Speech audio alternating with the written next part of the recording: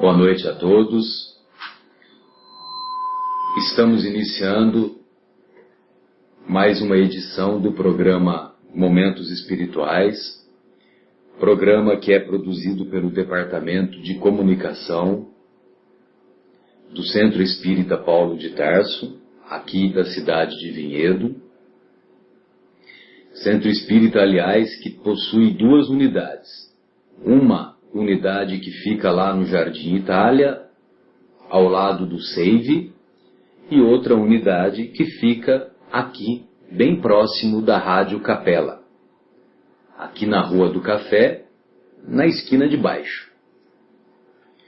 Estamos junto com o nosso querido Guilherme, a nossa Sônia, e daremos continuidade ao desenvolvimento do estudo do livro O Livro dos Espíritos, mais particularmente no quarto livro, intitulado Esperanças e Consolações. Como já dissemos outras vezes, o Livro dos Espíritos é dividido em 4 livros. O primeiro, As Causas Primárias, em que fala sobretudo de Deus e das causas primárias que ligam Deus ao homem. O segundo livro, que fala sobre a vida espiritual, a vida após a morte. O terceiro livro, que fala sobre as leis morais. E o quarto livro, que fala sobre esperanças e consolações. Estamos na pergunta 941. Nesta pergunta, Kardec quer saber dos benfeitores espirituais. Para muitas pessoas, o temor da morte é uma causa de perplexidade, de surpresa. De onde lhes vem esse temor, dado que tem diante de si o futuro ilimitado? Então, Kardec quer saber dos benfeitores espirituais de onde vem o temor da morte. Aí os benfeitores espirituais assim se expressam. É um erro nutrirem semelhante temor. Mas que queres, se procuram persuadi-las, quando crianças, de que existe um inferno e um paraíso, e que mais certo é irem para o inferno, visto que também lhes disseram que o que está na natureza constitui pecado mortal para a alma. Sucede então que, tornadas adultas, essas pessoas, se algum juízo têm, não podem admitir tal coisa, e se fazem ateias ou materialistas. São assim levadas a crer que, além da vida presente, nada mais há.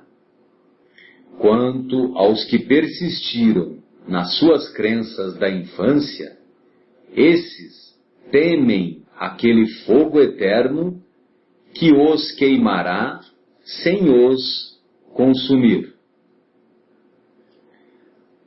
Ao justo, nenhum temor inspira a morte, porque com a fé ele tem a certeza do futuro.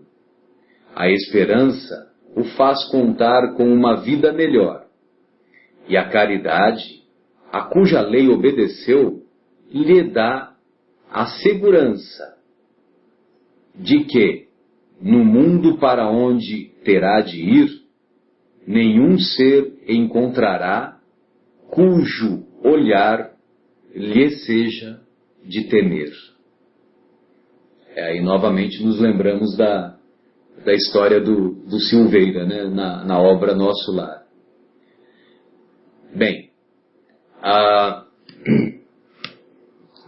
antes de fazer alguns comentários, gostaria dos cumprimentos iniciais do nosso querido Guilherme. Boa noite, Guilherme. Fique à vontade. Boa noite a todos. Boa noite, Marcelo. Boa noite, Sônia. Aos queridos ouvintes. Esse tema, de fato, é um tema interessante. E lembrando que na época que Kardec formulou a pergunta, ele estava colocando aquilo de um ponto de vista até que era comum as pessoas pensarem desta forma, né, Guilherme? Mas eu estou pensando assim, a pessoa que não acredita em Deus e que não acredita em uma vida posterior à morte, então assim, da onde que vem? Ele pergunta assim, né, da onde vem esse temor da morte, tendo elas diante de si o futuro? E realmente é uma coisa engraçada. Outro dia eu estava conversando com uma pessoa que se diz ateu, embora eu acho que ele não é, ele só não sabe que não é, mas eu falei assim, escuta, por que você prefere ser ateu? Será que se a gente acreditar que existe uma vida depois da morte, não conseguiríamos viver esta vida de hoje um pouco mais tranquilos, um pouco mais resignados, de alguma maneira mais conformados com as coisas erradas que acontecem e tudo mais? E ele disse assim, mas e se depois de morrer a gente descobrir que não tinha nada disso, eu deixei de fazer várias coisas nessa vida? Eu falei, mas como é que você vai descobrir se não tem nada depois? Se não tem nada depois, você nem vai saber de nada. Você acabou. Né? Então, por que não viver acreditando? É um nada vezes nada. É um nada vezes nada. Então, por que não viver acreditando? E se você morrer e não tiver nada, você simplesmente não vai saber. Porque você não vai mais existir. E ele ficou refletindo. Mas ele é uma pessoa muito estudiosa, ele gosta de... E ficou a sementinha, né, Guilherme? Ficou a sementinha. E é isso. Boa noite, Sônia. Boa noite, Guilherme. Boa noite, Marcelo. Boa noite a todos os ouvintes da rádio Capela. Estamos aqui reunidos novamente nessa reunião gostosa, prazerosa, onde contamos com livros que nós estudamos, que é o Livro dos Espíritos, complementando com outros livros, como o Livro do Evangelho, e vem trazer bastante esclarecimento, que não tem dúvidas, né? E é aqui que nós estamos, para tentar, através de toda a literatura, trazer essas informações e esclarecimento a todos aqueles que tiverem as suas dúvidas, né?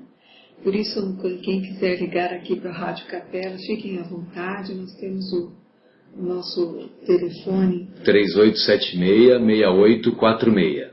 Isso aí. Isso mesmo. E boa noite a todos, um grande abraço. Lembrando também que qualquer dúvida durante o programa, além do telefone, podem enviar e-mail para cept.vinhedo@gmail.com e nós aqui online vamos receber, ler a pergunta e responder. Muito obrigado, Guilherme. Pois não, Sônia, pode fazer as suas observações. O Marcelo acabou de fazer uma leitura, né, sobre o processo que nós temos da morte, né, a pergunta 941. De onde vem o temor da morte?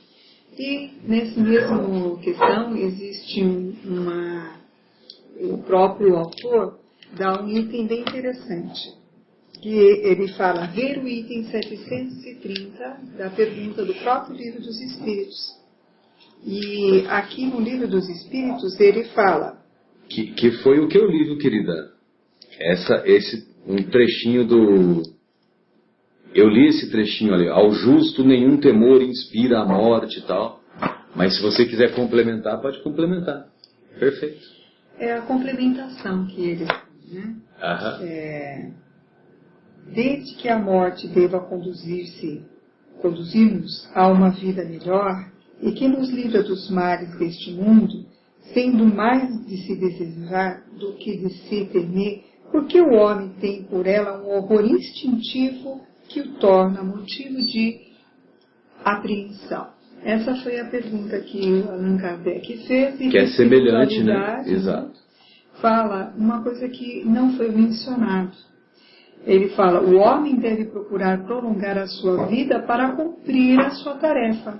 E foi por isso que Deus lhe deu o instinto de conservação. Olha que interessante. E esse instinto o sustenta nas suas provas. Sem isso, muito frequentemente, ele se entregaria ao desânimo, né? E do desânimo, essa voz secreta que o faz repelir a morte, lhe diz que ainda pode fazer alguma coisa pelo seu adiantamento. Se não, imagina, qualquer problema que nós tivéssemos, nós iríamos a ter um motivo para tirarmos a nossa vida e achar que não precisaríamos sofrer essas situações, né? Então, o instinto nos leva à conservação e a conservação nos leva à prolongação das nossas vidas, e a prolongação das nossas vidas faz nós cumprimos as nossas tarefas e missões. Pois acreditem, todos nós temos uma missão, como Chico Xavier teve, como Irmã Dulce, como tantos outros, como Divaldo Franco ainda tem, como todos os indivíduos que aqui existem no nosso planeta, ou que já existiram. Cada um tem a sua missão, no grau de responsabilidade. Pode ser ela pequena ou pode ser longa, ou pode ser ela de uma grande importância, que possa refletir a um benefício da humanidade, como Mahatma Gandhi, por exemplo, mas cada um cabe a sua missão. E nós temos que cumpri-la porque isso já foi combinado antes de nós programarmos as nossas existências. Beleza, Sônia. Obrigado pelas suas considerações.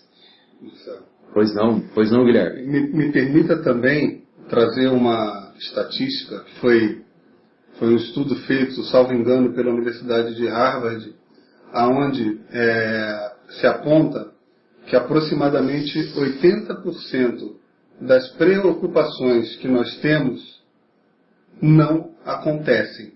Nós nos preocupamos com 80% de coisas que sequer chegam a acontecer. Então, um absurdo nesse número. O ser humano tem essa tendência, uns mais e outros menos, de se preocupar demasiadamente. Né? E a morte não é... A morte é uma das preocupações do ser humano, na sua grande maioria, e não deveria ser, porque essa fatalmente acontecerá. Exatamente. Né? Então, assim, você vai morrer, querido ouvinte, não tem saída. Todos nós sairemos desse corpo um dia. Né? E essa não deveria, talvez, ser uma preocupação, porque é uma certeza de que ela existe e vai chegar para todo mundo. Sem dúvida. E já que você tocou nesse assunto, né, Guilherme, eu estou fazendo aqui uma reflexão que 80% das preocupações não existem, não acontecem. Vamos supor, eu estou preocupado que talvez o dinheiro que eu tenho guardado não vai dar para chegar no fim do mês. Vou ter que conseguir um crédito no banco. E aí chega o fim do mês e deu tudo certinho e aquilo não chegou a ocorrer. Exato. Então vão desde preocupações pequenas como preocupações maiores, obviamente.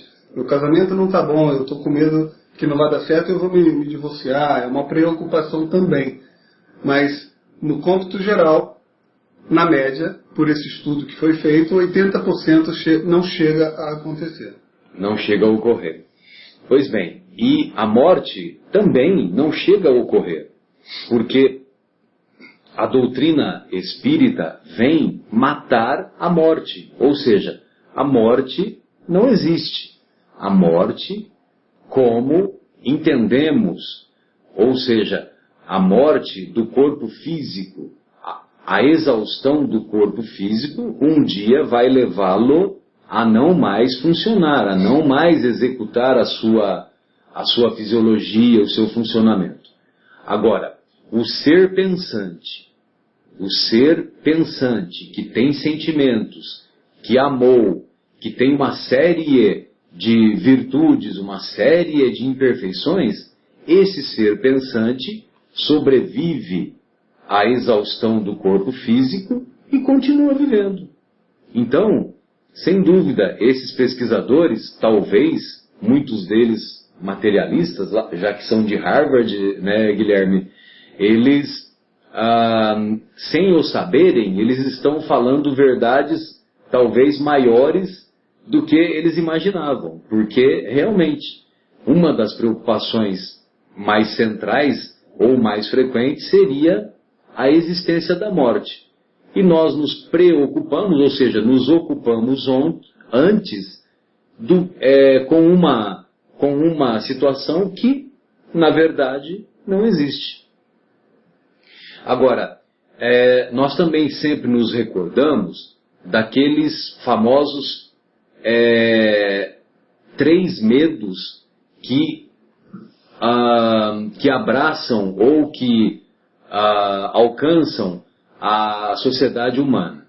Então, num trabalho de psicologia, foi feito um estudo para saber quais são os 3 principais medos do ser humano. E, para surpresa de muitos, que a maioria imaginava que o principal medo seria o medo da morte. Mas, na verdade, o medo da morte ocupa a 3ª colocação.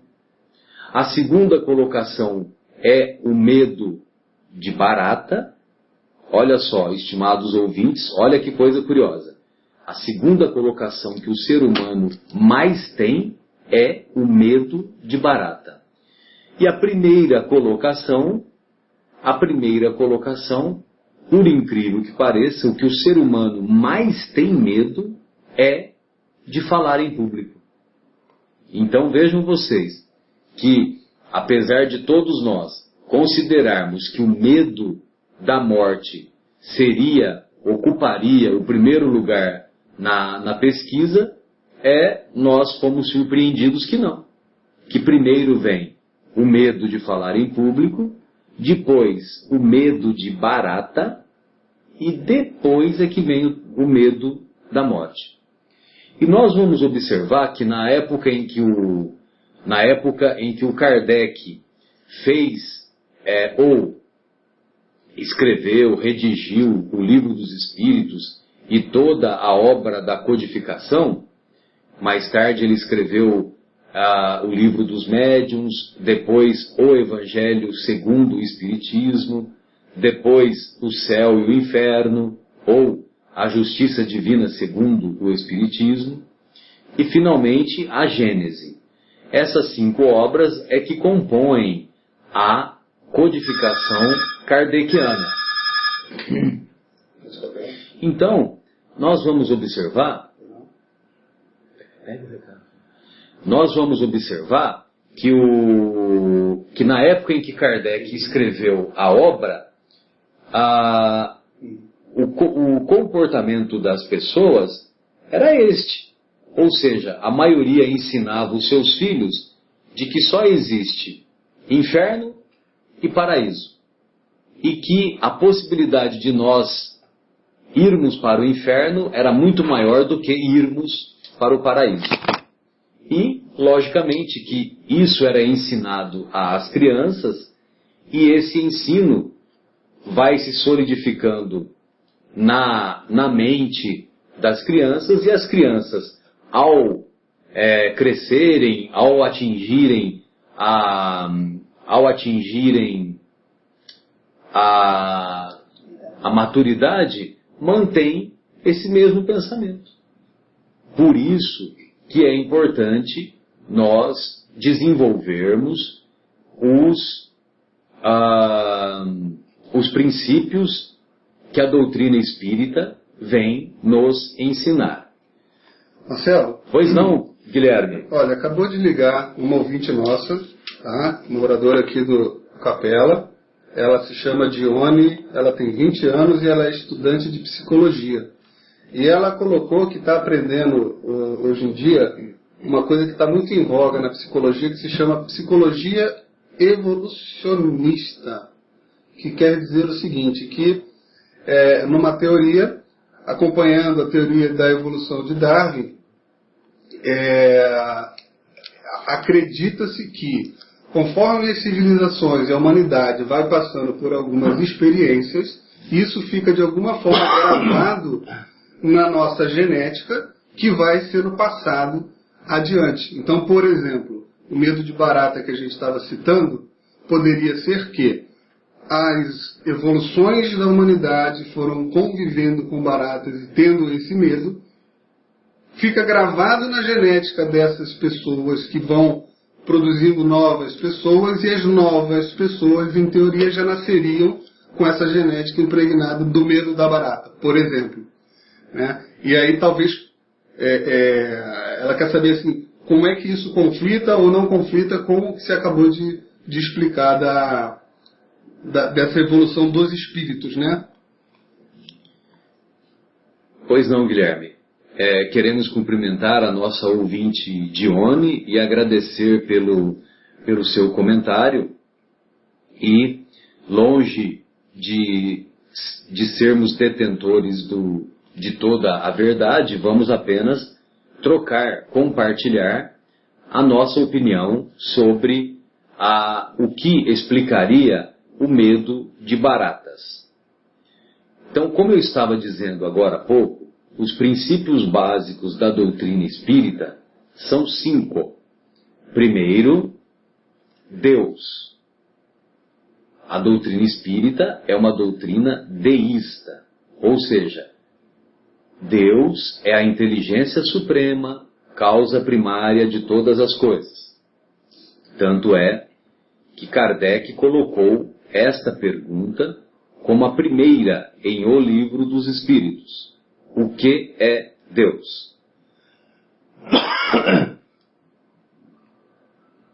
Então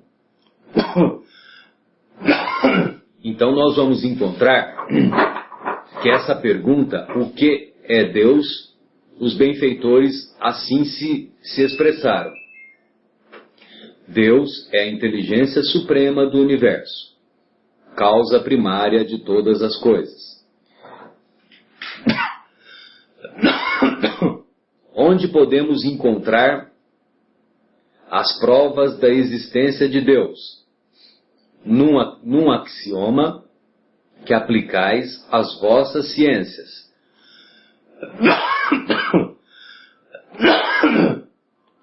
Ou seja, todo efeito tem uma causa.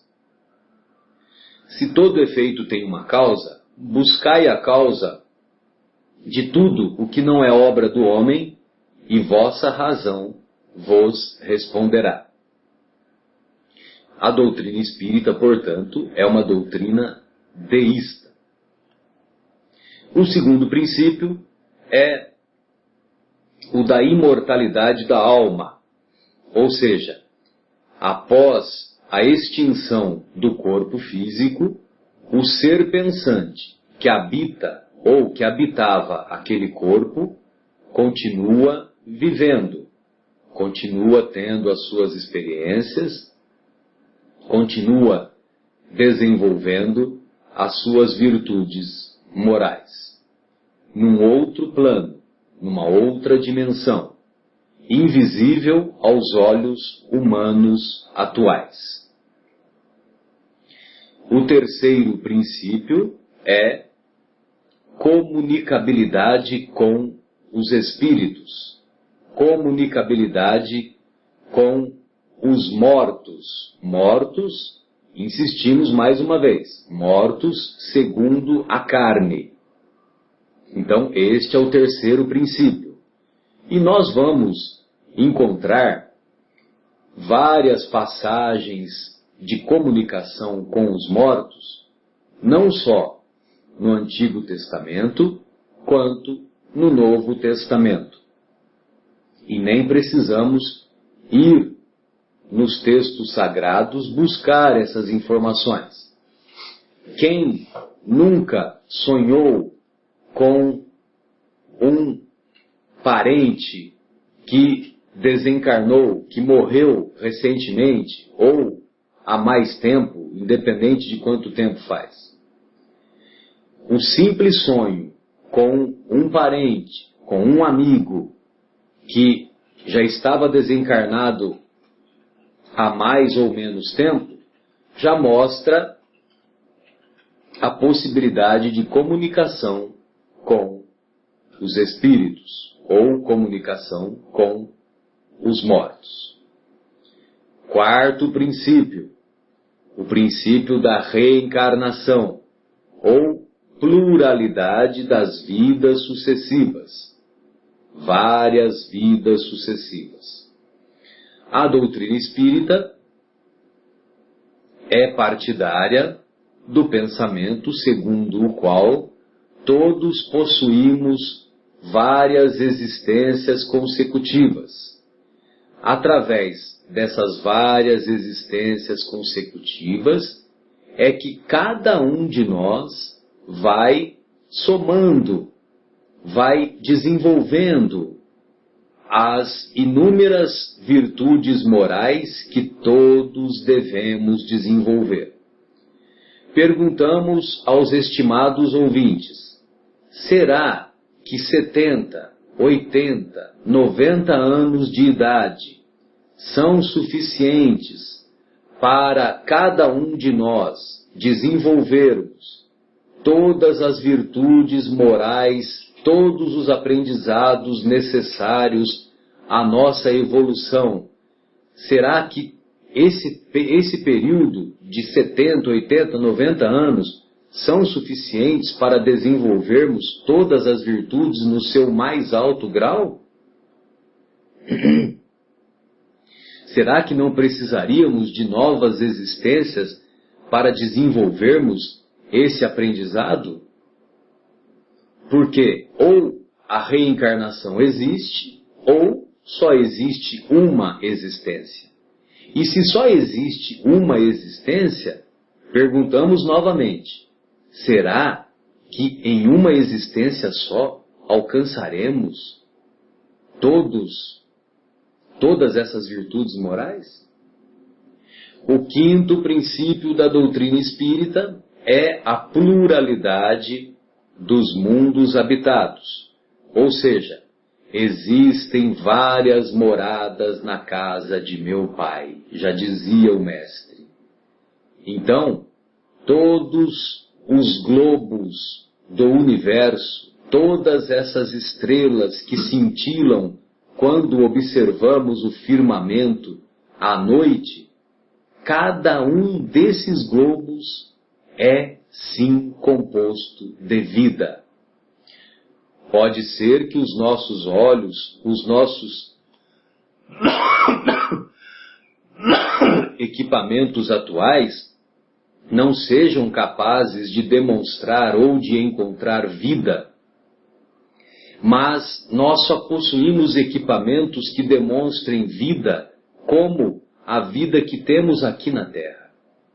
Será que nós temos equipamentos que demonstrem vida numa outra dimensão ainda incapaz de ser vista ou entendida pela realidade material da nossa vida terrena? Então, os vários globos que existem no universo são sim habitados, e eles também evoluem, eles também progridem. O nosso planeta já foi um mundo primitivo, já foi um laboratório onde viveram seres como os dinossauros, seres imensos, em que num determinado momento não havia mais comida para toda aquela população de seres que aquele Tiranossauro Rex, aquele que é o considerado maior, os estudiosos dizem que eles possuíam 8 corações. 8 corações para bombearem o sangue para cada uma das partes que compunham o corpo daqueles seres imensos. Então, num determinado momento, o mundo primitivo que foi a Terra deixou de existir. E aí o homem passou a ocupar o lugar de principal ser intelectual, ser inteligente do nosso planeta, e ocupando esse lugar, ele passou a viver em sociedade. E aos poucos ele foi abandonando aquela vida de só viver em função de comer, beber e procriar, e aprendendo a se relacionar com os seus semelhantes, passou também a desenvolver as virtudes morais desde tempos longínquos e remotos. Perguntamos uma vez mais, será que se só houvesse uma existência, será que nós ainda não nos encontraríamos no tempo das cavernas, uma vez que o conhecimento que possuiríamos era um conhecimento ainda muito limitado? Então, meus caros amigos, nós vamos encontrar esses 5 princípios básicos da doutrina. Repetindo: Deus, imortalidade da alma, comunicabilidade com os mortos, reencarnação e pluralidade dos mundos habitados. Diante de todos esses conceitos, nós reconhecemos que o medo de barata, outras fobias que também existem, como o medo de cobra. Eu, particularmente, se eu vir uma cobra na minha frente, eu saio correndo de tal forma o pavor que eu tenho de cobras, né? Então, o medo de baratas, ele pode ser, sim, explicado pela reencarnação, uma vez que nós tivemos muitas vidas. E quando o nosso corpo estava enterrado embaixo da terra, o que aconteceu com o nosso corpo, uma vez que nós, ainda espíritos pouco elevados, temos dificuldade de nos separar do corpo após a morte do corpo físico? E nós ficamos com a impressão gravada em nosso mundo íntimo, em nosso espírito, ficamos com a impressão gravada das baratas percorrendo o nosso corpo em putrefação, quando nós fomos enterrados tantas e inúmeras vezes. Então, provavelmente, o medo de baratas vem daí. E essa impressão é uma impressão individual, é uma experiência individual de cada um de nós.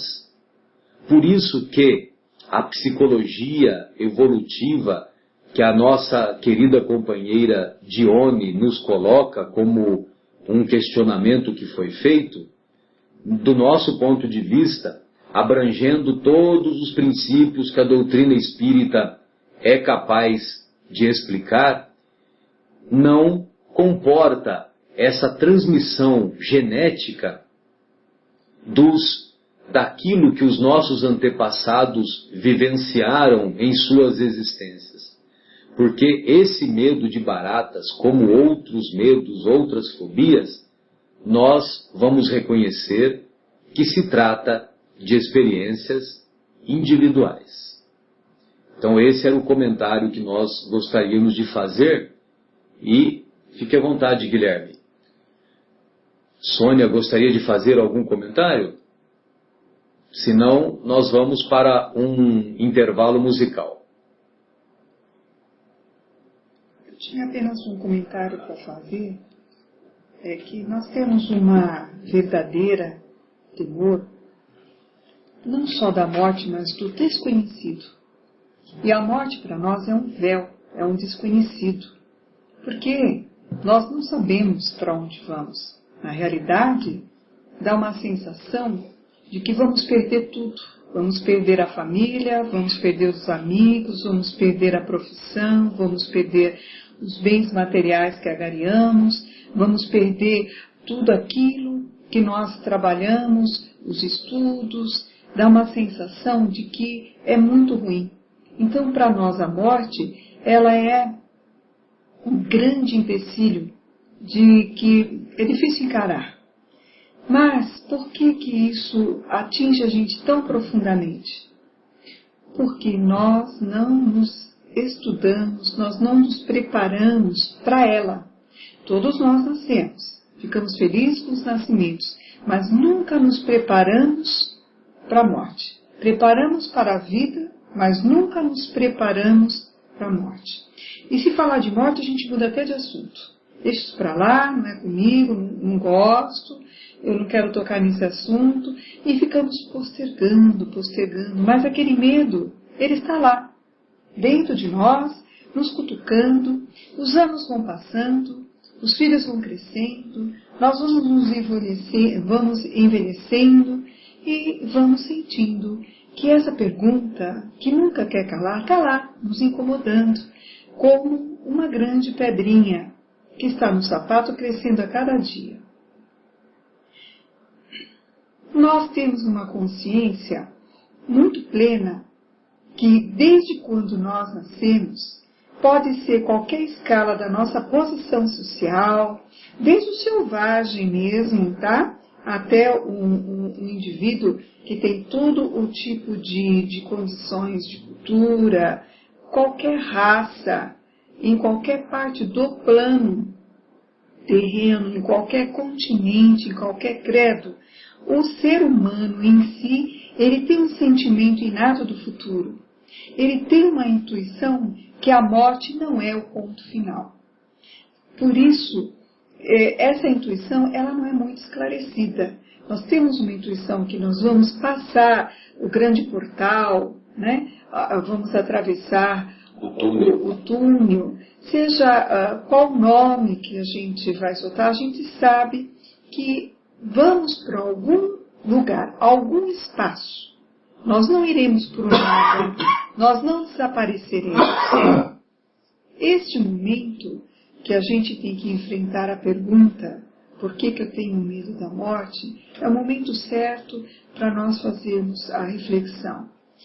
A doutrina espírita, ela veio com esse propósito, principalmente, esclarecer que não há a morte, que não há o ponto final, que Deus nos ensina a amar todos os nossos afetos e ensina a nós perdoarmos os nossos desafetos com o único propósito que é o nosso progresso. Deus nos dá e não vai nos tirar de nada, porque quando nós voltarmos à pátria espiritual, lá estarão todos os nossos desafetos e os nossos afetos também. E se nós conseguirmos perdoar os nossos desafetos, nós estaremos aumentando a nossa família de amigos, de conhecidos espirituais. O propósito da vida é o crescimento. O estágio que nós passamos aqui pode ser de 10 anos, de 30, de 90 anos, de um dia. Cada passagem do ser humano tem um propósito.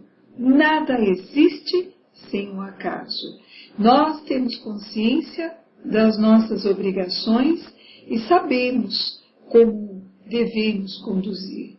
Errado aquele que pensa, eu vou aproveitar ao máximo a vida, porque depois da morte não existe nada. Como ele pode saber disso?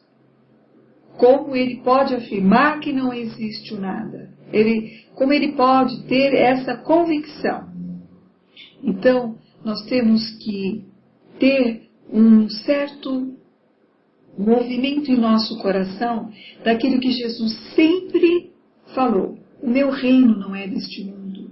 E eu o farei primeiro para vos preparar. E lá estarei esperando vocês todos. Ele deixou bem claro que nós estaremos por um outro espaço, um outro ambiente que nos faz a retomar a consciência de que o mundo em que vivemos não é o ponto final, mas sim uma breve passagem, como uma viagem. Enquanto estivermos aqui, nessa passagem, nessa viagem, otimizemos a nossa vida, esclarecemos os nossos corações, abrimos as nossas mentes e permitamos que nos sejamos felizes, porque o que nós plantamos, o melhor de nós aqui, vamos o colher lá com certeza. Né? E isso é falado em todas as religiões, mesmo e principalmente no cristianismo, né? Que fala o que você fez quando você esteve aqui, né? O que você deu de bom para cá, qual é a sua atitude em todas as oportunidades que você teve na sua vida. Isso não será cobrado com certeza. Quais são os seus frutos? E tem uma outra bela passagem, e aí já vou buscar o intervalo musical, viu, Guilherme? Que muito me emociona quando o mestre assim se expressa. Não se turbe o vosso coração. Crede em Deus, crede também em mim. Há muitas moradas na casa de meu Pai. Se assim não fosse, eu já vos teria dito. Então estamos retomando o programa Momentos Espirituais e durante o intervalo nós conversávamos aqui sobre o porquê que talvez os espíritas não tenham medo da morte. E uma coisa que me chamou a atenção ao falar disso é que imediatamente eu particularmente pensei assim, eu tenho medo da morte. E eu acho que a gente pode fazer uma ligação com o que a Sônia falou antes, que é assim, eu tenho medo da morte por quê? Porque se a morte chegar hoje para mim, eu não vi meus filhos crescer, eu não trabalhei o suficiente para deixar um seguro para eles, e eu penso que algumas coisas estariam incompletas na minha existência.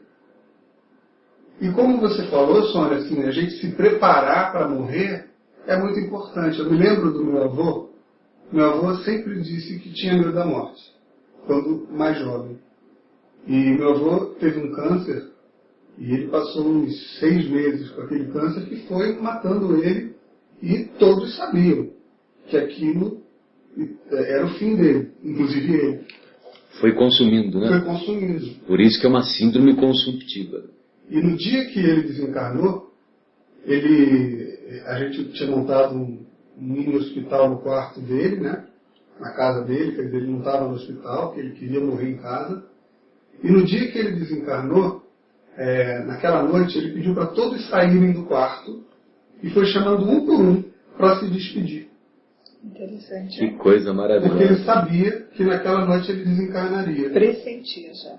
E eu me lembro como se fosse hoje, uma das coisas que ele me falou quando eu estava abraçado com ele, chorando, e ele não estava chorando, ele estava super tranquilo. Sereno. Ele falou, não se preocupe, eu estou ansioso pelo que eu vou passar, eu não estou com medo da morte.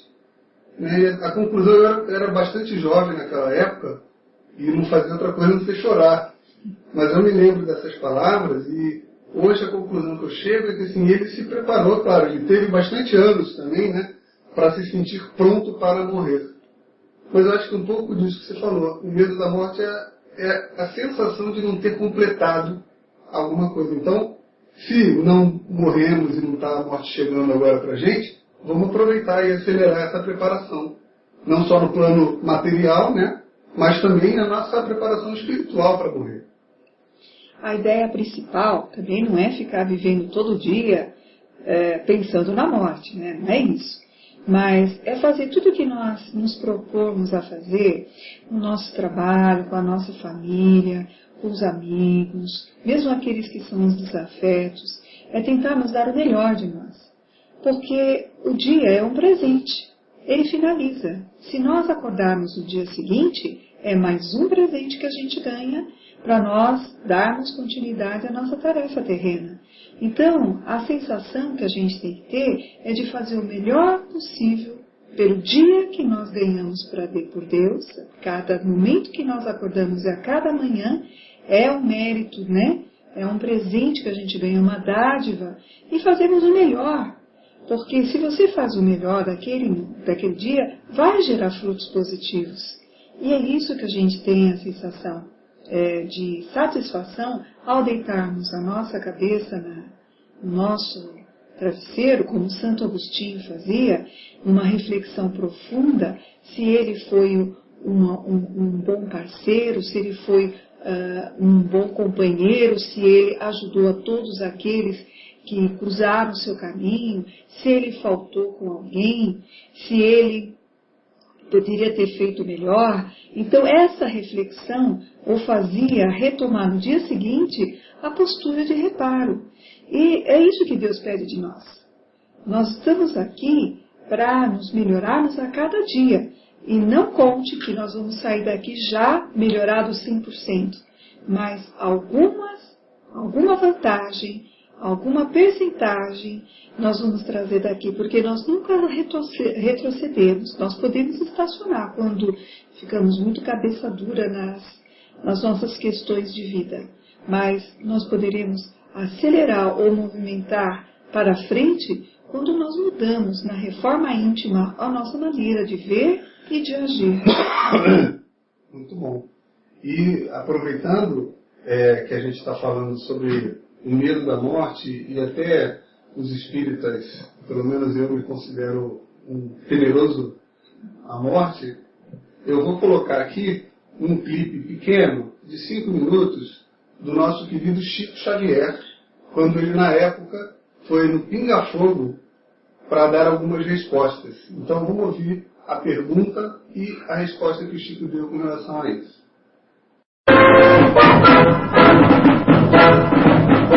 Voltamos agora para o encerramento definitivo de Pinga Fogo desta noite, que lhes apresentou o médium Chico Xavier. O programa ultrapassou muito o seu horário habitual. Estamos com 2 horas e 20 minutos de programa.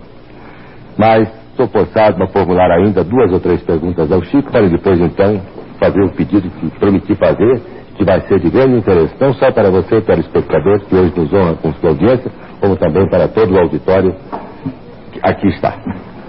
Chico, um telespectador, eu não sei se isso aconteceu, pede que você conte um fato ocorrido num avião em que você viajava, cujos motores entraram em pane. E você também, como os demais passageiros, o que era perfeitamente natural, entrou em pânico. O que aconteceu dentro desse avião? Essa resposta exige, vamos dizer, uma atitude, talvez, de fazer um pouco de humor, mas é a verdade que eu vou contar.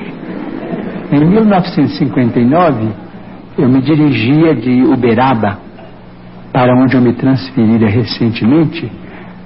Eu me dirigia para Belo Horizonte, junto da qual está Pedro Leopoldo, a terra onde nasci na presente reencarnação. E então o avião decolou de Uberaba e fez uma breve parada na cidade de Araxá. Depois o avião decolou de novo e depois de uns 10 minutos o avião começou a se inclinar para um lado, para outro.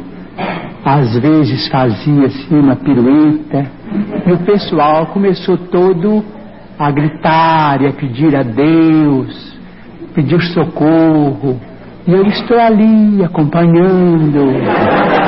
Veio o comandante do avião e disse que não nos impressionássemos, que era um fenômeno chamado vento de cauda, e que apenas chegaríamos um pouco mais depressa. Mas algumas pessoas disseram mais depressa no outro mundo. Eu então comecei também a me impressionar, porque eu não sei qual é o nome técnico da evolução que o aparelho fazia. Uma pessoa entendida em aeronáutica saberá descrever o caso, dizendo os nomes em que um avião roda de cabeça para baixo, e nós íamos e muita gente começou a vomitar e a gritar, a apertar o cinto. Aqueles amigos começaram a orar, senhoras começaram a fazer o terço, eu com muito respeito, mas quando vi aquela atmosfera eu comecei a gritar também. Eu falei assim, bem, todo mundo está gritando, eu também vou gritar, porque isso é a hora da morte. Então comecei a gritar, valei-me, meu Deus. Comecei a pedir socorro, a misericórdia de Deus, mas com fé, com escândalo, né? Mas com fé. Então nisso, peço até permissão para dizer que alguém disse assim a um sacerdote católico que estava não muito longe de mim. Alguém disse, o Chico Xavier está ali, ele é médio e é espírita. E esse sacerdote, com muita bondade, disse, não, mas eu sei que o Chico tem pedido orações em muitos documentos, e o Chico está orando conosco no texto. Assim, graças a Deus, Padre, eu também estou orando. Mas comecei a gritar, valei-me, meu Deus. Então aí entra o espírito de Emmanuel. Parece que é uma coisa... Entrou no avião? Parece uma coisa de anedota, né? Uma coisa de fantástico, mas é a verdade. Ele entrou no avião... Mas você viu o espírito entrar? Então passou no meio do pessoal, e o pessoal não via como a maioria dos nossos amigos, naturalmente, não está vendo a presença dele aqui. Então ele disse assim, por que é que você está gritando? Eu escutei o seu pedido, o que é que há? Porque aquilo já tinha mais ou menos 20 minutos, né? Eu falei assim, bem, o senhor não acha que estamos em perigo de vida? Eu falei assim, estão, e o que é que há com isso? Não tem muita gente em perigo de vida. Vocês não são privilegiados, né? Eu falei assim, tá bem, se estamos em perigo de vida, eu vou gritar. E continuei a gritar e falei, socorro, meu Deus. E o povo todo gritando socorro, né? Então ele me disse, você não acha melhor parar com isso? Dar testemunho da sua fé, da sua confiança na imortalidade? Eu disse, mas e a morte? E nós estamos apavorados diante da morte. Ele falou assim, está bem, então você acha que vai morrer? Eu falei assim, o senhor não acha que estamos em perigo de vida? Eu disse, estão. Eu disse, está bem, eu estou com muito medo e estou apavorado. Como todo mundo, eu estou partilhando, eu também sou uma pessoa humana. Eu estou com medo também desta hora de morrer nesse desastre. Eu disse, está bem, então morra com educação. Cala a boca e morra com educação para não afligir a cabeça dos outros com seus gritos. Morra com fé em Deus. Muito bem. Assim, eu quero só saber como é que a gente pode morrer com educação. Bom, queridos ouvintes, recomendo que quem tiver mais interesse em ouvir Chico Xavier, esses programas que foram 2 anos, né, Marcelo? Se não me engano, seguidos, né? 71 e 72. Não, foram 2 programas, só que um foi no meio do ano e o outro foi em dezembro. O outro foi no final do ano. Certo. Mas foi tudo no mesmo ano, em 71. Então fica a recomendação de se buscar no YouTube Chico Xavier, Pinga Fogo. Estamos 2 programas lá, com aproximadamente 3 horas de duração cada um, mas é uma pérola de aprendizado e de humildade do nosso Chico. Além de tudo, ele é um excelente contador de história, é muito, muito bom ouvir, né? Sem dúvida. E esse programa tem um dado estatístico que até hoje não foi ultrapassado. É um programa que começou às 23 horas e 30 minutos, foi até às 3h30 da manhã, e todos os televisores que estavam ligados assistindo a entrevista mantiveram a audiência do início ao final.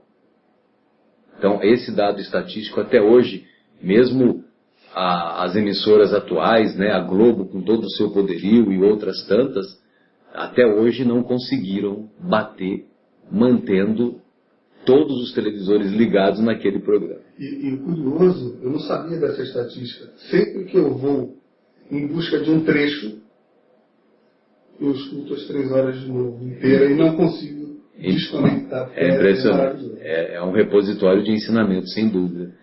E vejam vocês, né, numa situação de testemunho sobre encarar a morte de maneira serena, um espírito evoluído como o nosso querido Chico,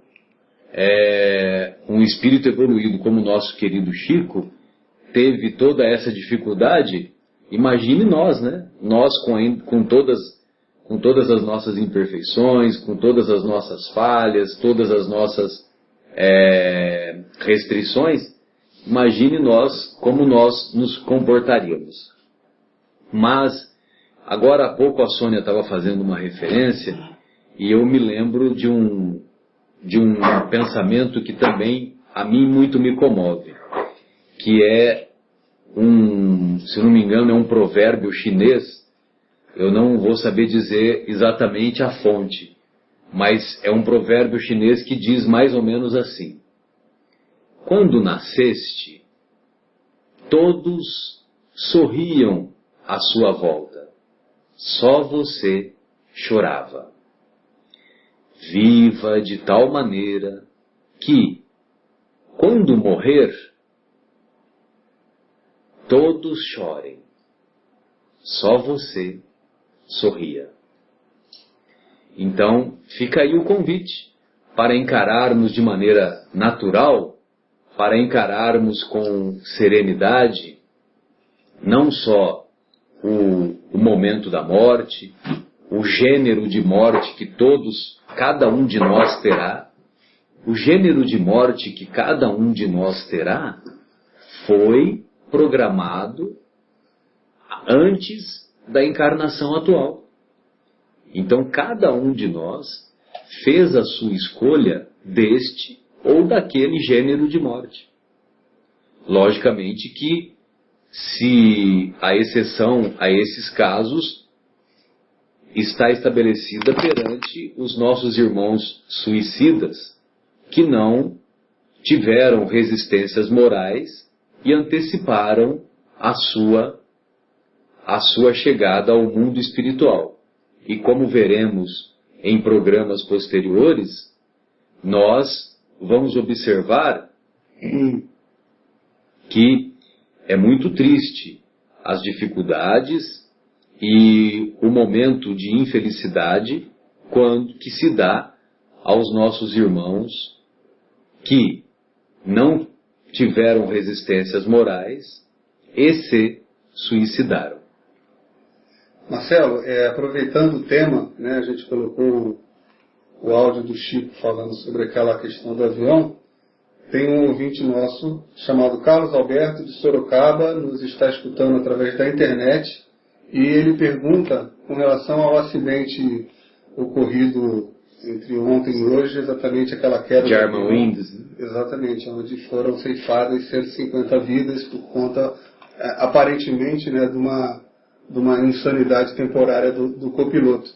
Se você poderia comentar, eu acho que talvez fique um pouco fora do tema, porque a gente versa mais sobre a questão da desencarnação coletiva, né? Exato. Se você puder dar uma pincelada para o Carlos Alberto.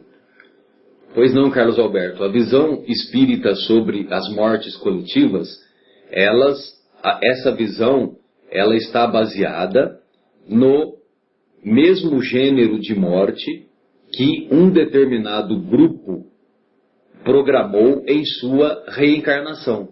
Ou melhor, programou para a sua reencarnação, evidentemente antes, lá quando se encontravam lá no mundo espiritual. Então,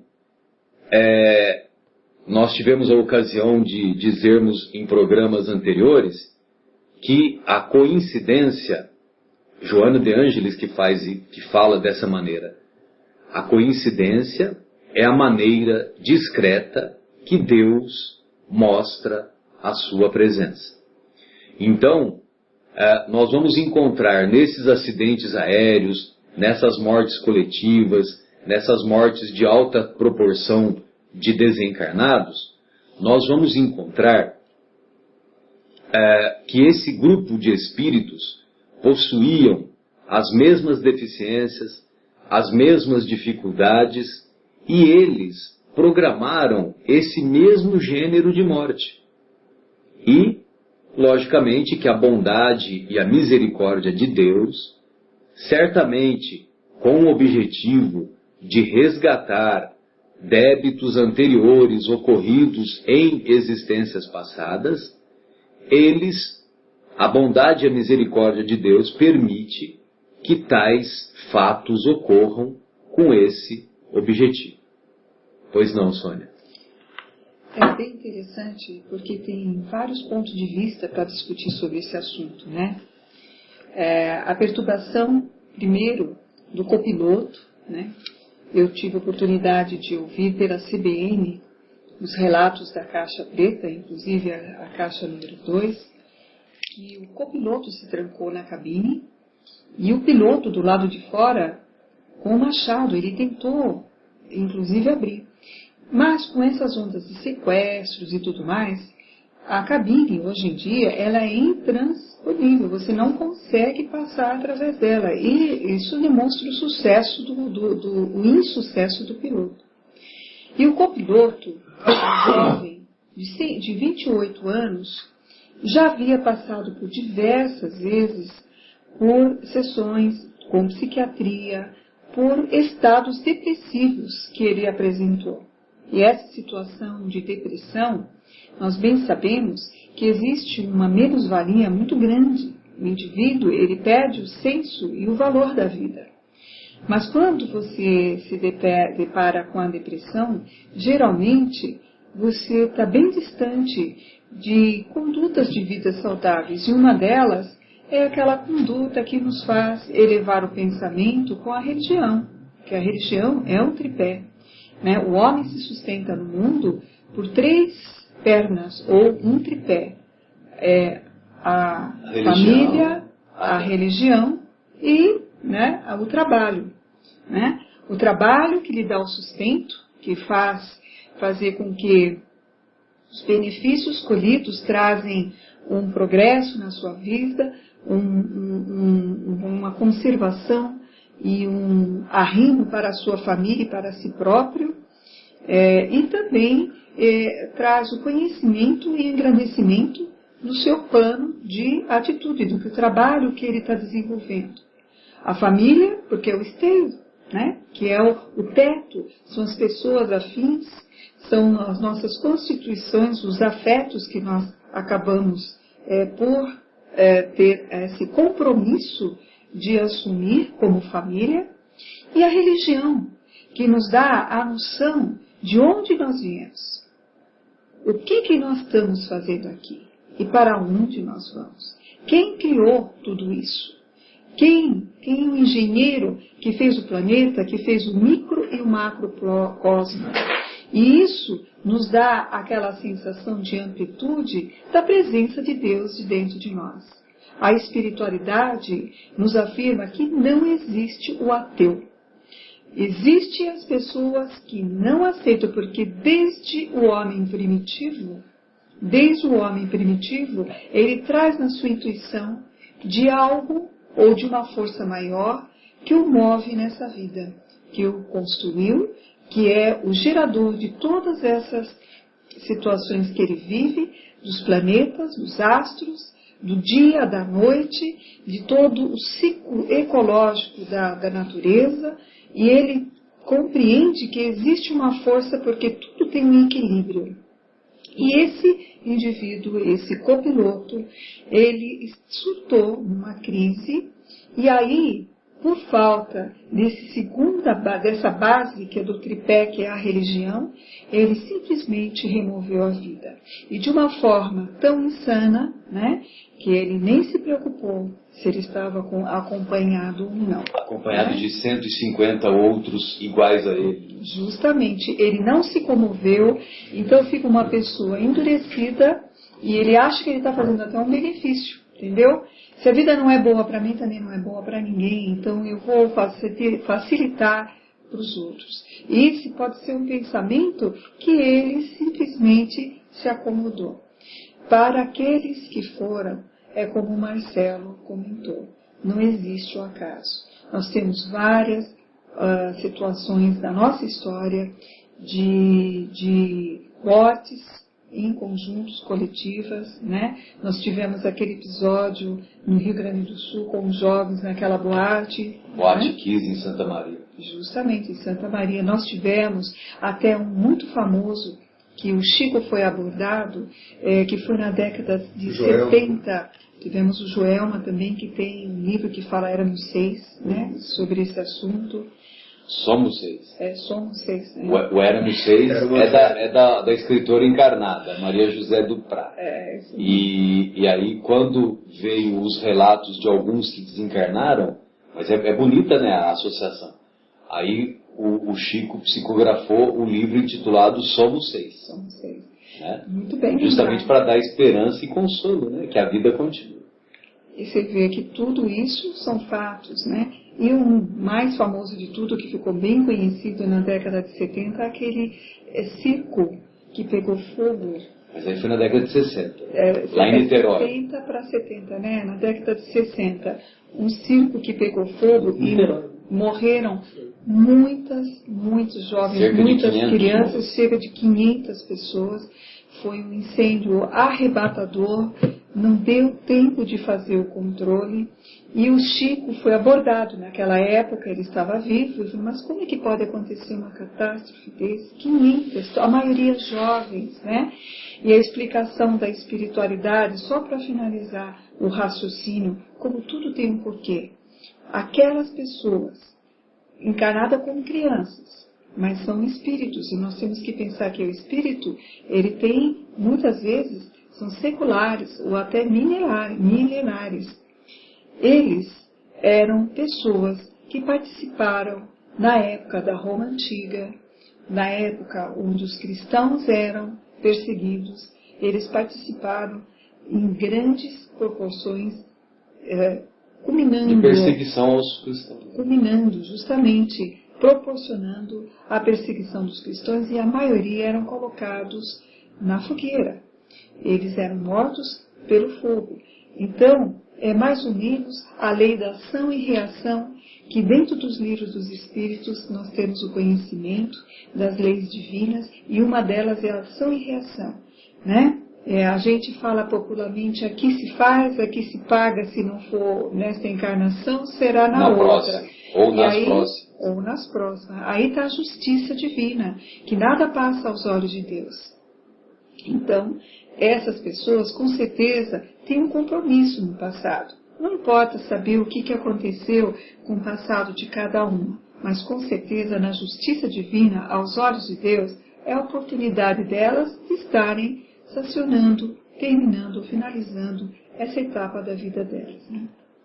Eu tenho um ouvinte chamado Guilherme, que sou eu, que tem uma pergunta, uma curiosidade que eu imagino que possa ser também de alguns dos nossos ouvintes, que é o seguinte: vamos pegar então o atentado de 11 de setembro, onde milhares de pessoas morreram por conta de um ataque terrorista. Cerca de 5 mil, né? E me custa entender ou conceber que essas 5 mil, quantas foram pessoas que morreram, no planejamento reencarnatório, elas tivessem colocado dentro do plano que morreriam ali no prédio, no ataque terrorista e tudo mais.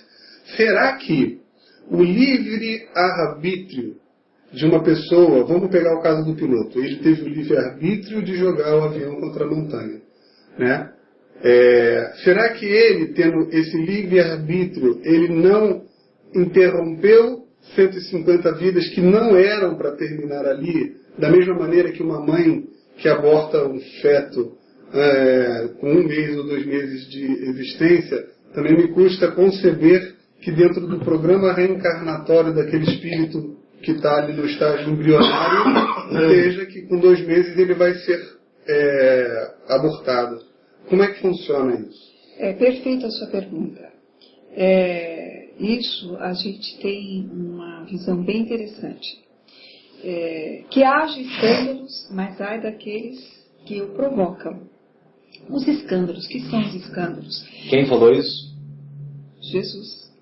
E Jesus comentou isso no sentido de dizer que, como nós estamos num planeta de prova, né, e de expiações, esses males, nós estamos aqui no lugar certo para nós saldarmos a nossa dívida, até aí você concorda. Sim.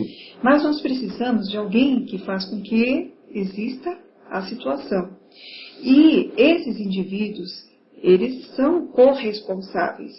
De uma certa forma, nós tivemos que passar na mão deles. Por quê? Por exemplo, no caso do piloto, esses 150 pessoas, vamos dizer 149, porque ele foi um dos que faleceu, né?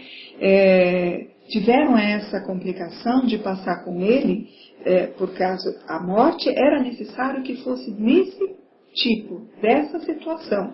Uma morte súbita, avassaladora, e que dizimasse todas as pessoas nesse circuito de vida que cada um se compunha. Mas ele tinha um livre-arbítrio.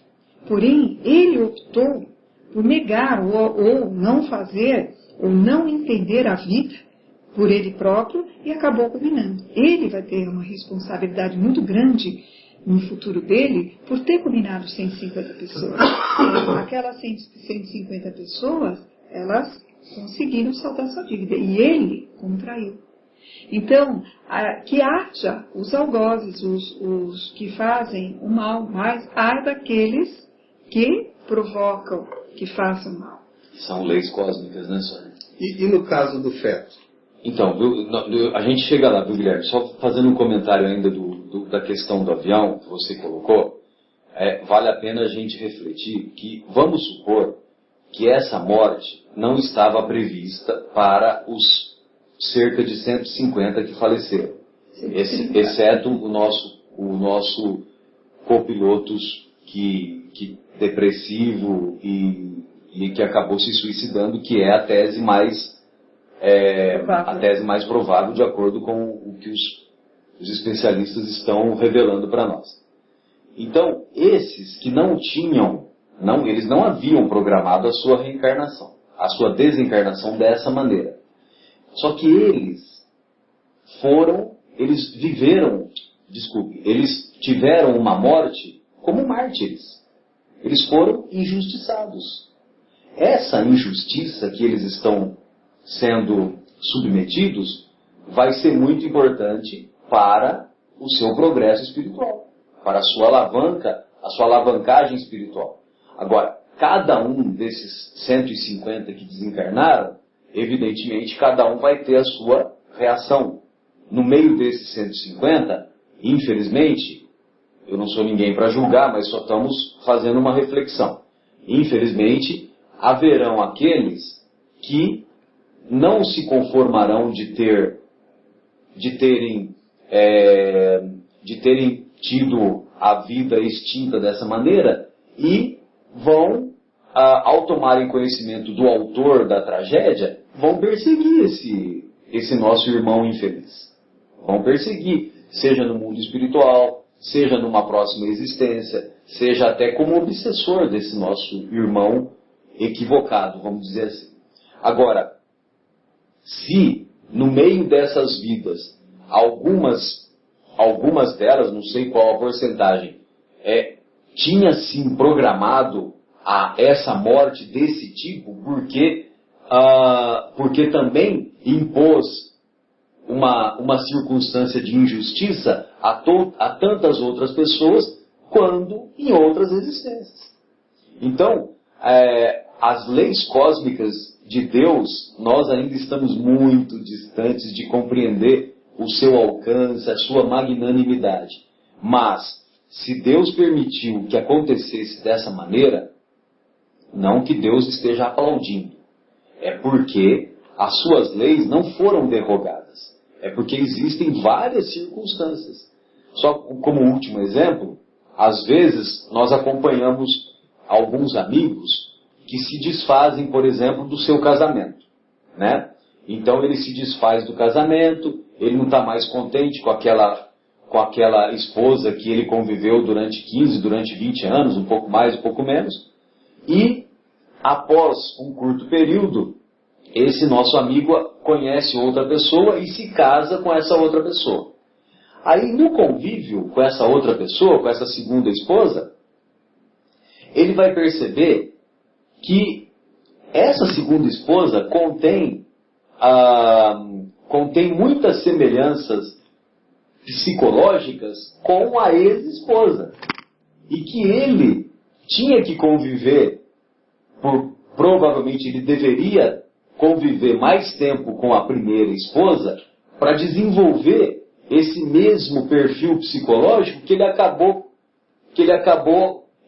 vindo a desenvolver na convivência com a segunda esposa. Transferiu a tarefa. Né? Transferiu a tarefa, vamos dizer assim. Então, quer dizer, estou dando uma comparação só para a gente ter uma ideia das circunstâncias que cada um de nós deve vivenciar, deve ter como experiência, né?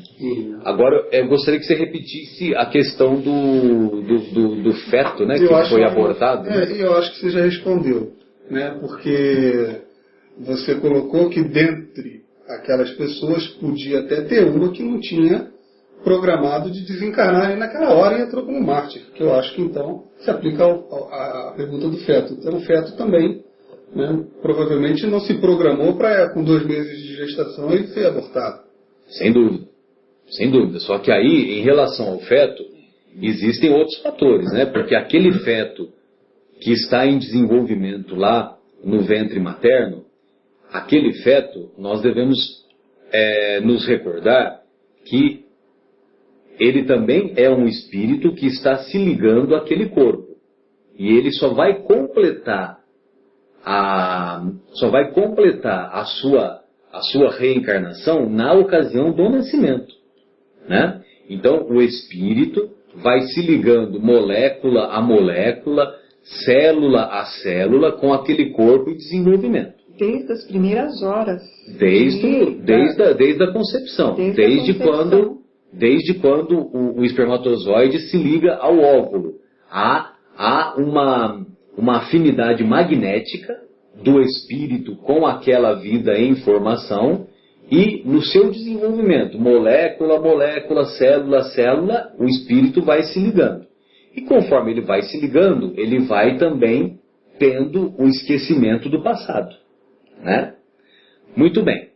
Aí o que acontece? Se a mãe vai lá e tem uma atitude infeliz, seja forçada pelo pai, seja forçada pelas mais variadas circunstâncias, ela vai lá e opta pelo aborto delituoso, infelizmente, se ela faz essa escolha infeliz, vai depender do nível, do grau de evolução daquele espírito em desenvolvimento, né? Porque ele teve a sua vida ceifada.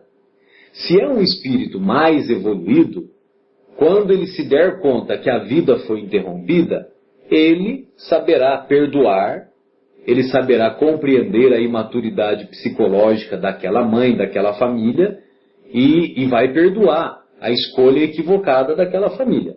Agora, se é um espírito menos evoluído, muitas vezes ele não tem essa capacidade de perdoar, e ele pode passar a atuar como um espírito obsessor, não só para aquela mãe que o impediu de progredir aquela existência, como também aos familiares envolvidos na questão. Então tudo depende do quê? Do grau evolutivo dos espíritos que estão envolvidos nas mais variadas situações. Por isso a questão do aborto é uma coisa muito séria. Todo mundo acha que está abortando um conjunto de células que ainda são bizarras e não se formaram. E dentro da visão espírita, nós temos consciência plena que o planejamento vem bem antes da concepção. E a concepção é apenas uma finalização do ato. E dentro desse conjunto, nós temos essa observação importante, que a vida, ela jamais deve ser ceifada. Que os compromissos dentro de uma concepção, ela tem uma ação importante, tanto para aquele que está chegando, que é o espírito que está chegando, como também pela mãe, pelos familiares. É uma responsabilidade muito séria. E nós devemos entender que se ela chegou até aquele ponto, ela não veio pelo acaso, ela não foi um acidente, ela não foi um esquecimento ou uma situação de imprudência do casal. Veio porque estava para vir. E quantos que ficam tentando ter uma criança que não usa anticonceptível, que não usa nenhum método de concepção e não consegue abortar, não consegue germinar um feto, né? Não consegue engravidar. Gerar, né? Levar a gravidez adiante. Ou mesmo engravidar. Engravidar. Então, nós temos que ter uma noção importante. Geralmente, esses são aqueles que talvez no passado não souberam honrar com o compromisso da gravidez, né? E expondo a essa preocupação e expondo a essa dificuldade que estão passando como uma prova, uma aprovação. Eu quero ter filhos, mas não consigo, né? Eu estou tentando há 1, 2, 3 anos, eu não consigo. E tudo isso tem uma resposta também. Será que não foram imprudentes?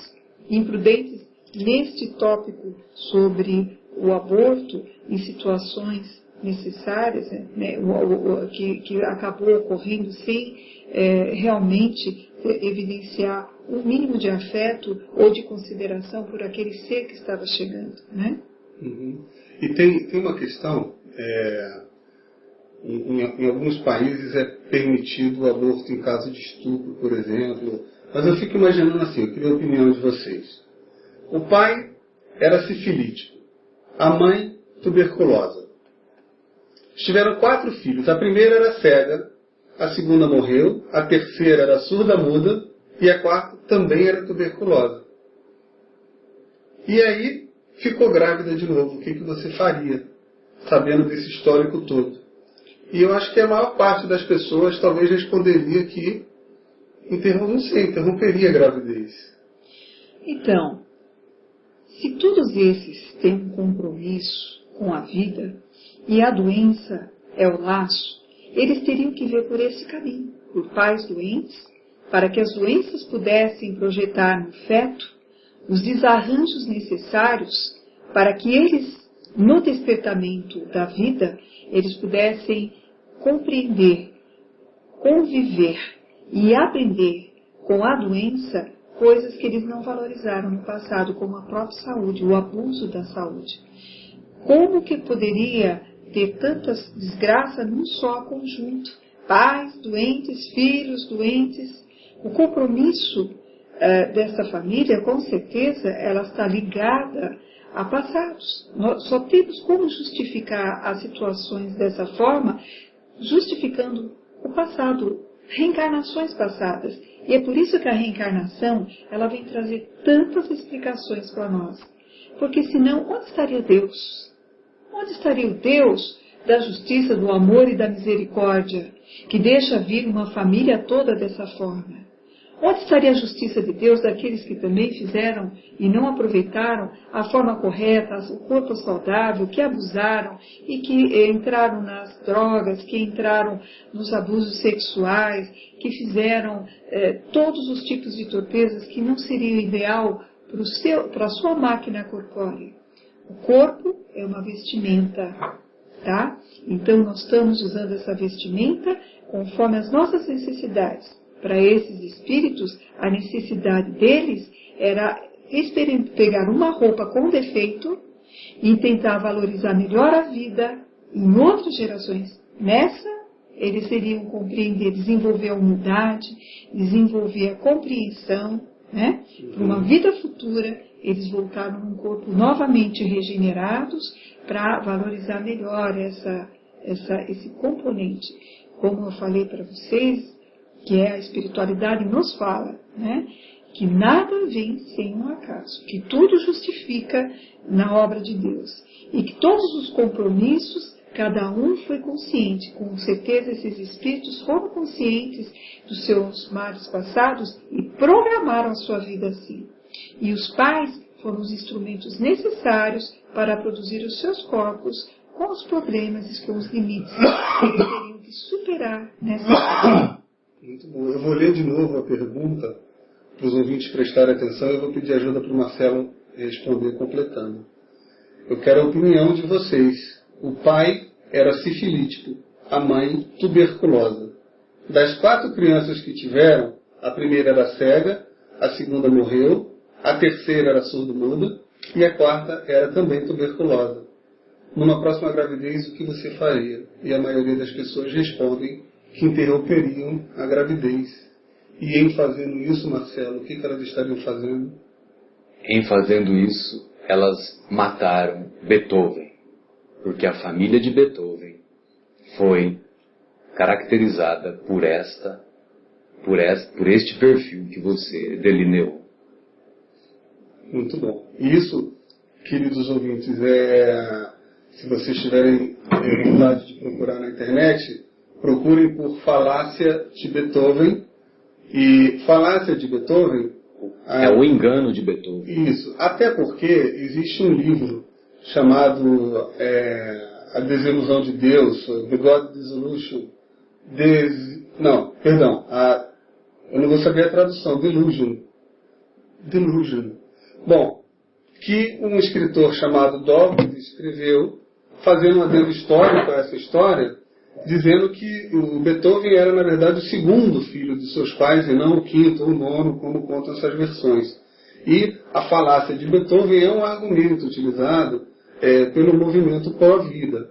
Mas independente de se ele era o segundo, se ele era o terceiro ou era o quarto, se essa história está sendo usada para defender, eu acho que a Sônia apontou muito bem os motivos pelos quais, sim, mesmo em casos como este, deve-se deixar vir à luz aquela criança com altíssima chance de vida imperfeita, mas é a necessidade que aquele espírito tem de se desenvolver. E é a necessidade que os pais têm de também aprenderem e se desenvolverem com aquela dificuldade.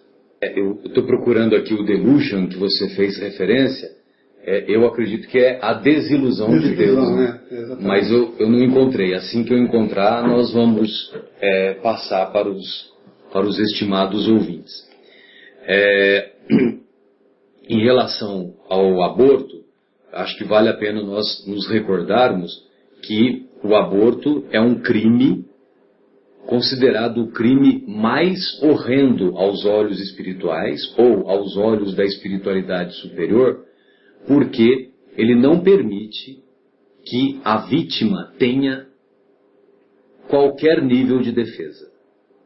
Lógico que nós compreendemos as escolhas equivocadas que as pessoas envolvidas nas mais variadas circunstâncias optaram em fazer essa escolha equivocada.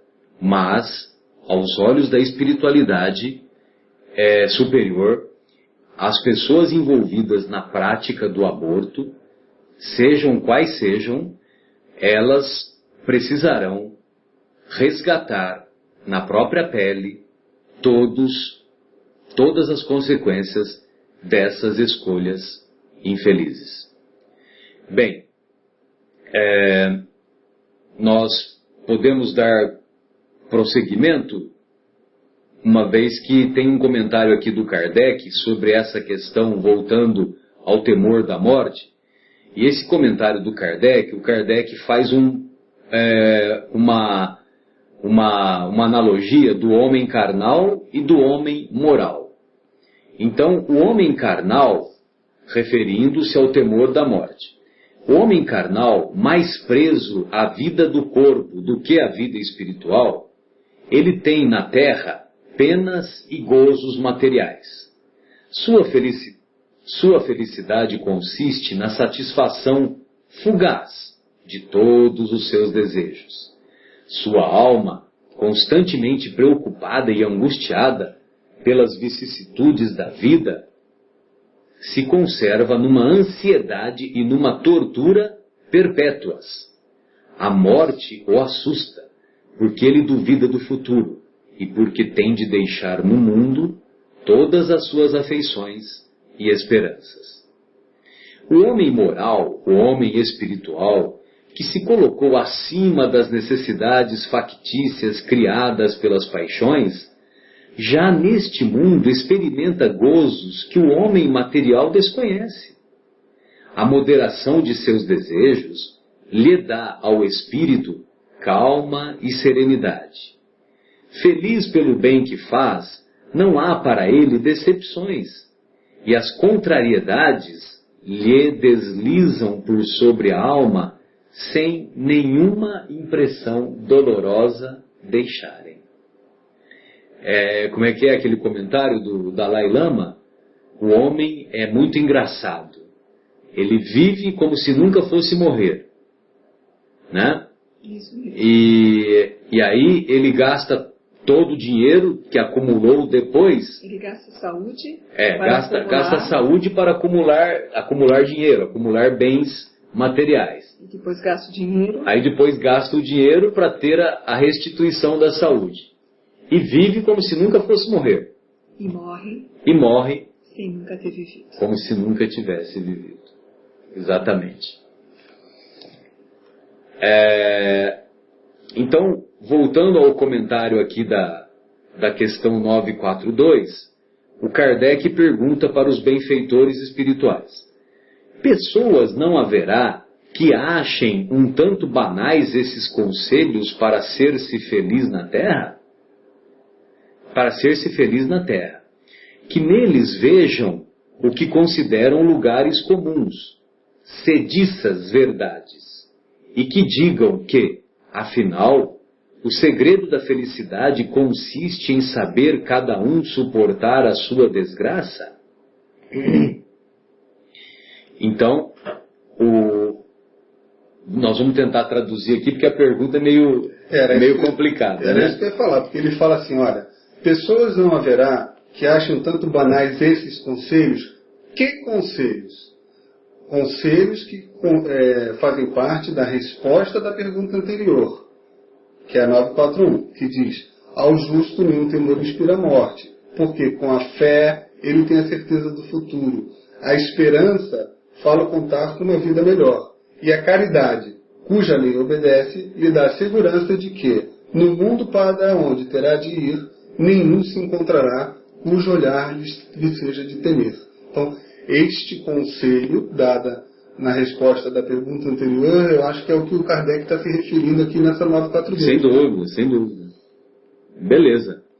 E, bom, então, dando prosseguimento, né, eu acho que agora que você desvencilhou a dúvida que tínhamos, né, Guilherme, eu acho que você poderia dar prosseguimento à resposta.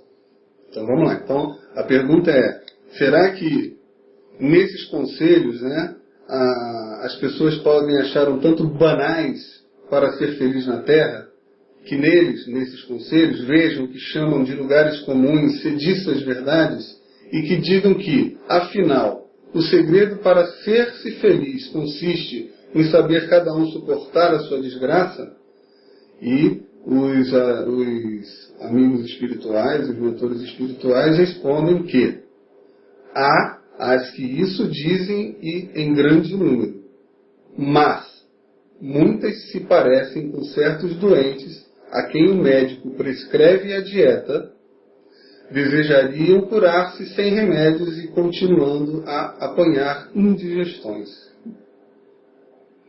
Exatamente. Então são pessoas que, mesmo tendo o conhecimento, elas não compreendem a importância do esforço próprio. Não compreendem que, muitas vezes, além da dieta, é importante utilizar-se de remédios que às vezes são remédios amargos. Só que são esses mesmos remédios amargos que são os que melhores restituem a saúde. Muito bem, nós falamos tanto da morte, sobre os problemas da morte, conhecemos a vida, os problemas da vida também, muito mais, né? E agora a gente tem uma noção. E tem uma frase muito interessante de André Luiz, que cabe bem para desfechar esse tema aí da preocupação com a morte, que ele resume o que é o espírito em si, né? Aqui no planeta e nas suas vidas reencarnatórias sucessivas. André Luiz falava: uma existência é um ato, um corpo, uma veste, um século, um dia, e a morte é o sopro renovador. Esse sopro renovador que renova para a melhor, para situações muito mais prósperas, muito mais interessantes para o espírito. Porque a nossa missão em comum, independente de qualquer um, a nossa missão é comum a toda a humanidade. Progresso, evolução. Nós estamos aqui para progredir, para evoluir, para crescer. Essa é a missão do ser. Perfeito. Guilherme, delusion significa ilusão. Então é a ilusão de Deus, não é a desilusão, né? Então seria a ilusão de Deus. Lógico que esse autor é um autor materialista, ele deve estar fazendo uma ironia, imagino eu, né?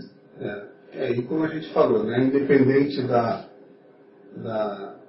história, se foi realmente Beethoven o segundo, quarto, quinto filho, se os pais tinham essa doença ou não, o que foi pontuado pela Sônia, acho que deixou claro para todo mundo, que realmente mesmo tendo essas grandes dificuldades, deve-se deixar, de acordo com a visão espírita, o espírito vira luz, aquele ser vira luz para poder evoluir. Executar a sua encarnação independente das dificuldades ou do sofrimento que lhe será acarretado.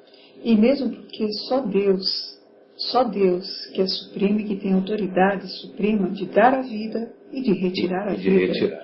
Nós não temos direito nenhum. Mal administramos a nossa vida e quiçá ainda administrarmos a vida de quem está chegando ou de quem está saindo. Não somos juízes e nem donos dos nossos próprios problemas ou das nossas imprudências, das nossas situações. É essa a verdade que nós temos que ter. Temos que ter uma noção que Deus está conosco e é Ele que sabe, Ele que é o juiz supremo e é Ele que organiza a nossa vida. Então vamos para mais um intervalo musical e o telefone, uma vez mais, da Rádio Capela é 3876-6846. Se mais algum dos ouvintes quiser se manifestar, fiquem à vontade.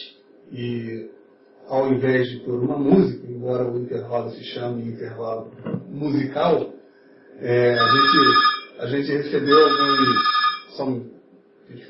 a gente recebeu alguns e-mails falando sobre o programa Pinga Fogo. Então, já que estamos falando aqui da morte, do medo da morte, eu vou colocar, em vez de uma música, de novo, um trecho do Pinga Fogo com o Chico Xavier, onde ele fala como agir para se ter uma morte suave e tranquila. Vamos então tentar aprender como é que a gente pode fazer isso aí.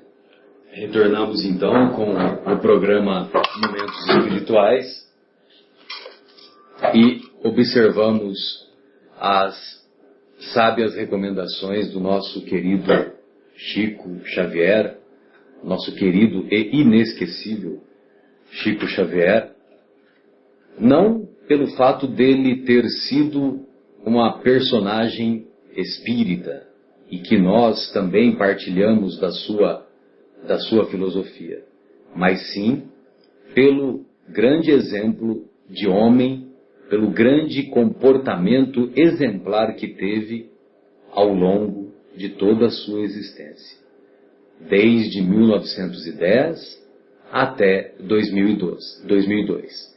E ele, uma vez mais, nos mostra que a consciência tranquila, através do nosso cumprimento fiel das nossas obrigações, seja no trabalho, seja na escola, seja no lar, seja no compromisso com os filhos, seja no compromisso com os pais, seja no compromisso com cada um dos nossos irmãos que cruzam a nossa caminhada, o que é mais importante para que tenhamos uma vida plena, para que nos afastemos mais e mais do temor da morte, é pautarmos a nossa existência, caracterizando-a pela consciência tranquila e, sobretudo, pela fé no futuro. Pois não, Sônia, gostaria de ouvi-la. Tem um poema, que é A Morte Não É Nada, de Santo Agostinho, que ele passa uma mensagem muito interessante, né? E eu gostaria de ler para vocês. Quem não conhece a vida de Santo Agostinho foi filho de Santa Mônica, que viveu na época medieval.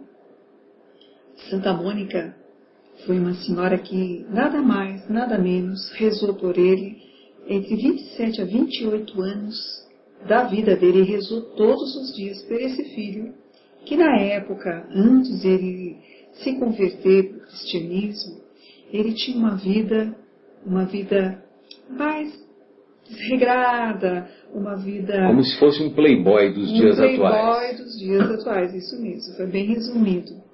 E até que um dia ele se despertou como Saulo, que hoje nós conhecemos como Paulo de Tarso, também despertou, né, a caminho de Damasco, quando ele foi abordado por Jesus, e ele simplesmente despertou daquela situação que ele vivia como um judeu perseguidor dos cristãos, se tornando um dos cristãos mais importantes da história, porque ele que fez a difusão do cristianismo pelos povos pagãos. E se não fosse por ele, a Terra, o planeta... dificilmente o Evangelho teria chegado ao Ocidente. Com certeza. E Santo Agostinho, depois que ele se converteu, ele fez muitas coisas boas. Não é à toa que ele recebeu o nome de Santo Agostinho, porque ele procurou finalizar a sua existência com condutas e com exemplos que até hoje nós comentamos. A presença de Santo Agostinho nos evangelhos, na igreja cristã, sempre foi muito importante pela sua dedicação, pelo seu amor, pelas suas obras de caridade que ele desenvolveu com a finalização dos seus dias, trazendo para nós grandes exemplos, que não importa o que fomos no passado, não importa o que fizemos, o que importa é que quando nós tomamos uma postura e uma posição, nós podemos utilizar e melhorar a nossa vida e seguir em frente na construção de um sentido melhor, né? E o poema é exatamente assim, chama Caminho. Como que se chama? Caminho. Caminho. Caminho. Tá. Pois não. Eu sou eu, vocês são vocês. O que eu era para vocês, eu continuarei sendo. Me deem um nome que vocês sempre me deram. Falem comigo, como vocês sempre fizeram. Vocês continuam vivendo no mundo das criaturas, e eu estou vivendo no mundo do Criador. Não utilizem um tom solene ou triste. Continuem a rir daquilo que nos fazia rir junto. Rezem, sorriam, pensem em mim, rezem por mim. Que meu nome seja pronunciado como sempre foi, sem ênfase de nenhum tipo, sem nenhum traço de sombra ou tristeza. A vida significa tudo o que ela sempre significou. O fio não foi cortado, porque eu estaria fora de seus pensamentos. Agora estou apenas fora de suas vistas. Eu não estou longe, apenas estou do outro lado do caminho. Você que aí ficou, siga em frente, a vida continua, linda e bela, como sempre foi. Que maravilha, né? Eu tô curioso, sabe por quê, Sônia? Para saber se ele escreveu isso quando encarnado, ou se é uma das inúmeras mensagens que nós conhecemos desencarnado. Me parece que é quando ele estava encarnado. Entendeu? Mas tudo bem. Independente disso, que bela mensagem. E que bela mensagem que